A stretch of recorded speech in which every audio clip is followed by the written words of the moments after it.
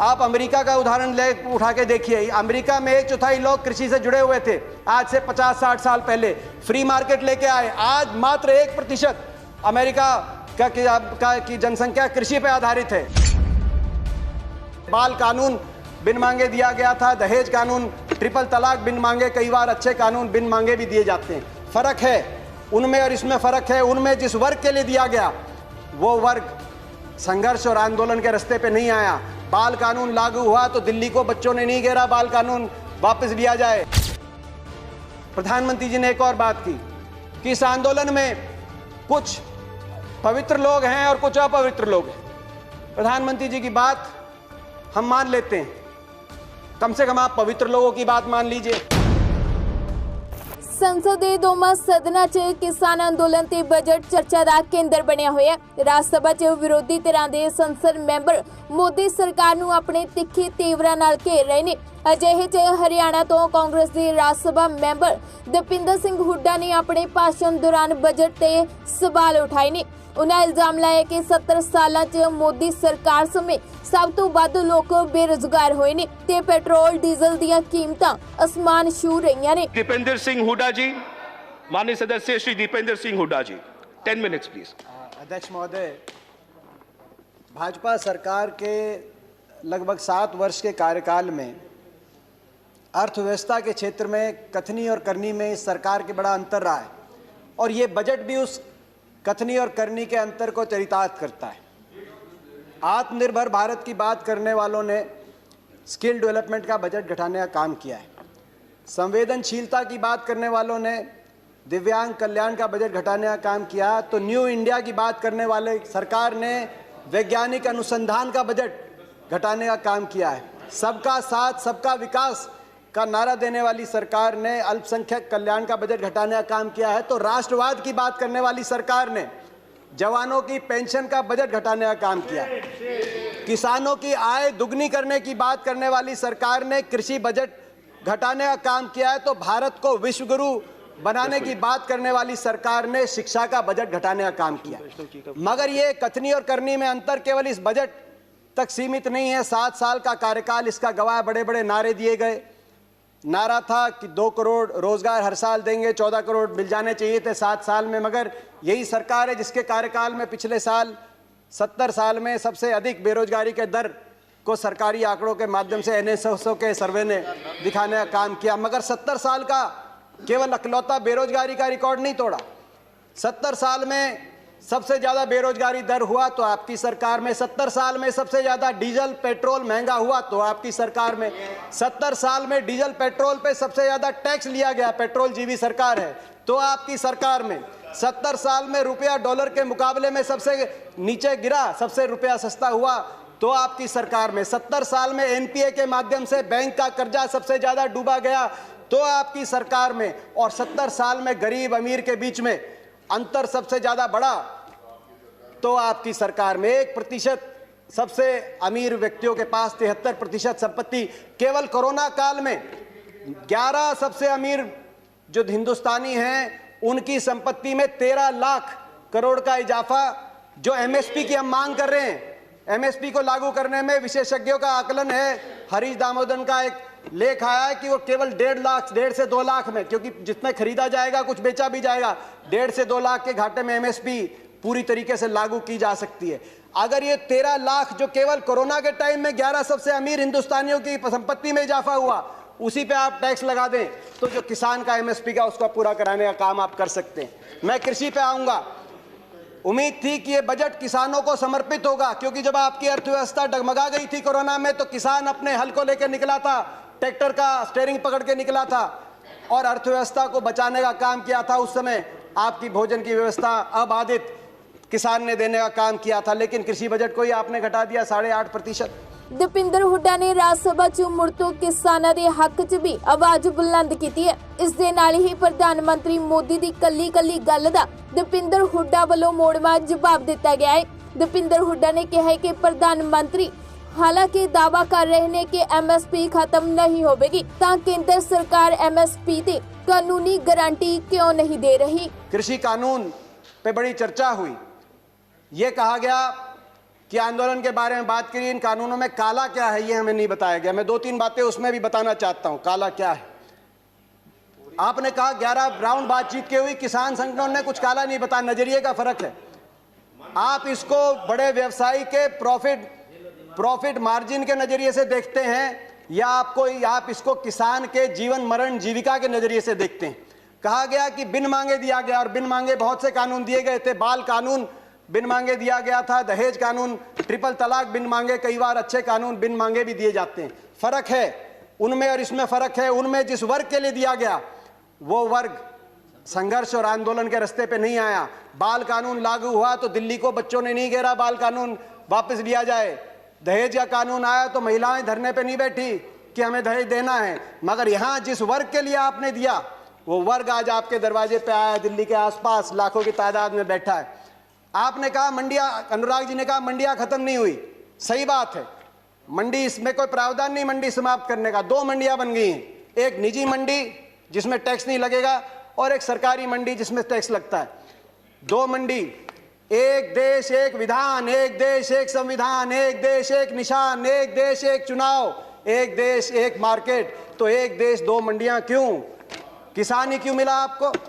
एक मंडी। और ये जो टैक्स आप कह रहे टैक्स मुक्त कर दिया, टैक्स कौन देता है? खरीदार देता है इन मंडियों में टैक्स, किसान नहीं देता। पंजाब में 6.5%, हरियाणा में 4% और सरकार को देता है। और हरियाणा पंजाब का आज ग्रामीण इंफ्रास्ट्रक्चर अच्छा क्यों है? हर गांव में अच्छी सड़कें क्यों हैं? क्योंकि ये जो टैक्स जाता है ग्रामीण इंफ्रास्ट्रक्चर और इन मंडियों के और किसानों के विकास के लिए इस टैक्स का इस्तेमाल होता है। इसीलिए आज पंजाब हरियाणा सबसे आगे। फिर बात आई कि एमएसपी खत्म। प्रधानमंत्री जी ने कहा एमएसपी थी, है और रहेगी। ठाकुर जी ने भी कहा कि कोई है किसमें दम जो बताए कि एमएसपी चली जाएगी। सही बात है, एमएसपी थी, है और रहेगी। मगर क्या एमएसपी सभी किसानों को मिलेगी और सभी फसलों पे मिलेगी? प्रश्न इस बात का उठता है।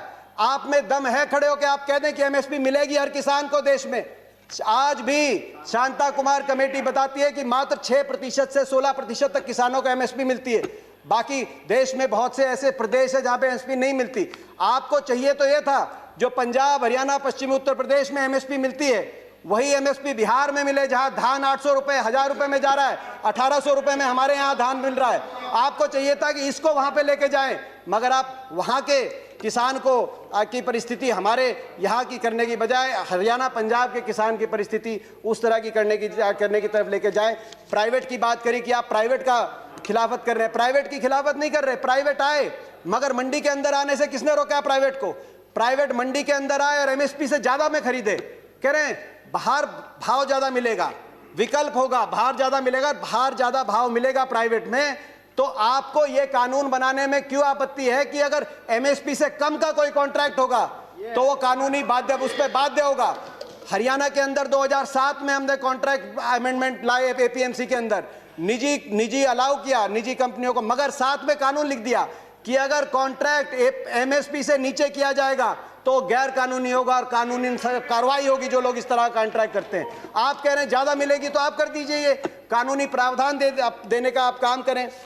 आपने कहा कि एक शरद पवार जी ने चिट्ठी लिखी थी, आपने कहा कि मुख्यमंत्रियों का समय हुड्डा कमेटी ने भी इसकी सिफारिश करी थी कि एपीएम सुधार हो, एपीएमसी एक्ट के अंदर बदलाव हो। मैं बताना चाहता हूं कि हुड्डा कमेटी ने, जिस कमेटी में प्रकाश सिंह बादल जी, ममता बनर्जी जी और नीतीश कुमार जी भी सदस्य थे, उस कमेटी ने क्या सुझाव दिया था इस पे? उन्होंने कहा था कि एपीएमसी में सुधार हो मगर एपीएमसी का विस्तार हो। सबसे पहले मंडी, जिस प्रकार से हरियाणा में हर 10 किलोमीटर में मंडी हमने स्थापित करी थी अपनी सरकार में, पूरे देश के अंदर हर 10 किलोमीटर में मंडी बने। दूसरा, प्राइवेट अगर आए तो मंडियों के अंदर आए, एमएसपी से ज्यादा पे खरीदें, एमएसपी से कम पे खरीदते हैं तो कानूनी कार्रवाई हो, वो ऐसी खरीदारी अलाउ ना हो। तीसरा, एमएसपी की कैलकुलेशन C2 के आधार पे हो, A2 कॉस्ट नहीं, C2 खर्चे के आधार पे एमएसपी कास्ट हो, जो आज किसानों की सबसे बड़ी मांग है। चौथा, एमएसपी जो चौथे उसमें कहा कि कर्जे का जो दर है वो no discussions please, no cross talk, no cross talk, no cross talk. किसी और की बात रिकॉर्ड पे नहीं जा रही है। दीपेंद्र जी कंटिन्यू। ये सिफारिश थी। मैं एक और बात कहना चाहता हूं। एक बात आई कि ओपन मार्केट, फ्री मार्केट अच्छी है। फ्री मार्केट हर चीज के लिए अच्छी नहीं है। मार्केट, अनियंत्रित मार्केट, किसान को आप आप अमेरिका का उदाहरण उठा के देखिए। अमेरिका में 1/4 लोग कृषि से जुड़े हुए थे आज से 50-60 साल पहले, फ्री मार्केट लेके आए। आज मात्र 1% अमेरिका की जनसंख्या कृषि पे आधारित है। क्या एक कंसेप्ट आया फ्री मार्केट के बाद? गेट बिग और गेट आउट। छोटा किसान सरवाइव नहीं कर पाया बड़े बड़े धन्नाडों के आगे, बड़े बड़े कॉर्पोरेट प्लेयर्स के आगे।